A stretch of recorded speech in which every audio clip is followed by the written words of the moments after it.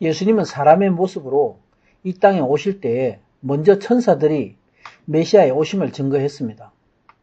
또 성령 충만을 받아서 세례 요한이 흠 없음으로 이 땅에 오신 어린 양으로 오신 예수님, 이 세상 죄를 지고 가시는 어린 양을 증거했습니다. 그리고 예수님은 대선지자로서 메시아의 직분을 다하시고 이제 세상 모든 사람들의 죄악의 세례를 받으십니다.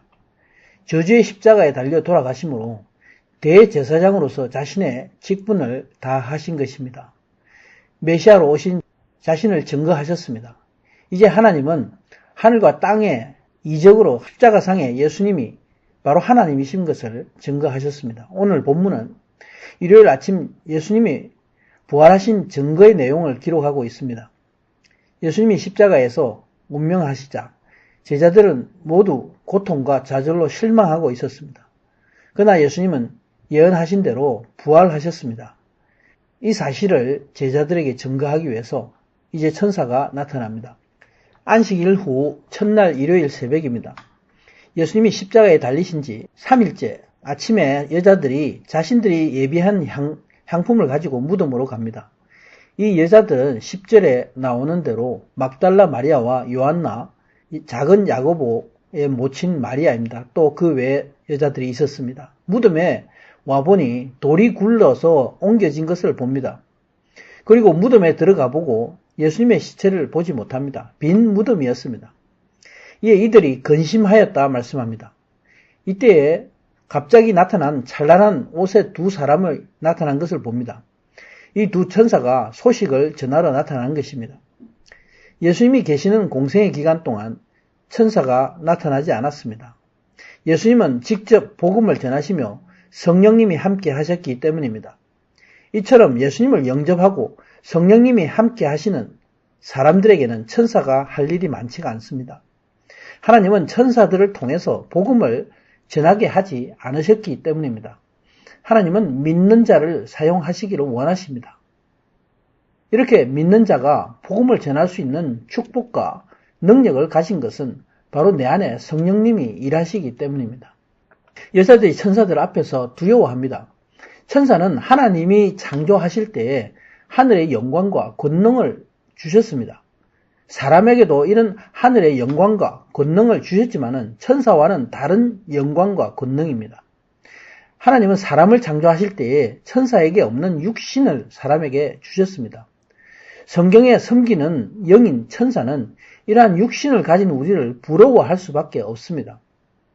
히브리서 1장에는 사람을 향해서 아들이라 부르고 하나님이 낳았으며 하나님이 믿는 사람들에게 아버지가 되었다 말씀합니다.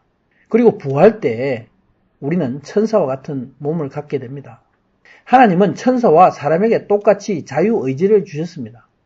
그러나 천사는 육신이 없기 때문에 타락한 천사들에게 하나님은 회개의 기회를 주시지 않습니다. 이것이 천사와 다른 점입니다. 그러나 하나님이 피조물에게 자유의지를 주신 것과 사람을 하나님의 형상을 따라서 창조하신 것은 하나님이 이렇게 사랑이시다, 이것을 증거하고 있습니다. 하나님은 우리 믿는 자가 온전히 하나님의 말씀에 순종함으로 영광 받으시기를 원하십니다. 예수님은 천사보다 못한 육신의 몸을 입고 고난을 당하신 것은 이런 순종의 삶을 몸소 실천하심으로 하나님께 영광을 올려드린 것입니다. 하나님은 이처럼 우리 자신이 스스로 순종을 통해서 하나님께 영광 올려드리기를 원하십니다. 여자들이 땅에 엎드릴 때 천사가 이릅니다. 어찌해서 산자를 죽은 자 가운데서 찾느냐? 예수님이 살아나셨다 말씀합니다. 그리고 갈릴리에서 하셨던 예수님의 말씀을 상기시킵니다. 인자가 죄인의 손에 넘기어 십자가에 못 박히고 제3일에 다시 살아나야 할 것을 말씀하신 대로 그렇게 인자가 살아나신 것이다. 예수님의 말씀을 반복해서 저들에게 전합니다. 제자들은 체포될까봐 두려워서 오지 못했습니다. 그러나 향유를 가지고 무덤에 온 여자들은 참으로 감격의 순간을 맞습니다. 예수님이 말씀하신 대로 이미 부활하셨다는 증거를 보게 됩니다. 예수님이 부활하심은 앞으로 믿는 자가 예수님과 같이 이렇게 사망 권세를 이기고 부활할 것을 그림자와 같이 보여주신 것입니다. 유대인들은 무교절 안식일 후에 다음날 일요일을 초실절로 지냅니다. 처음으로 익은 첫 열매를 하나님께 올려드리는 절기입니다. 예수님의 부활은 초실절의 첫 열매와 같습니다. 마태복음 27장 52절에는 성소의 휘장이 갈라지고 많은 성도가 함께 잠에서 깨어 일어났다 증거하고 있습니다. 하나님은 예수님을 따라서 초실절의 첫 열매들을 그림자로 보여주신 것입니다. 초실절 이후에 50일째 오순절에는 제자들에게 성령님이 임하십니다. 칠칠절은 성령이 임하심을 상징하고 있습니다. 성도들이 성령님의 인도하심으로 많은 열매로 자라 열매 맺는 것을 의미하고 있습니다. 마지막 추수 때에 예수님이 다시 오실 때에 많은 성도들이 이렇게 부활하게 될 것입니다. 진리의 삶을 사는 성도는 바로 부활을 믿는 자의 삶입니다. 여자들이 예수님의 말씀을 기억하며 무덤에서 돌아가서 예수님의 부활의 소식을 제자들에게 전합니다.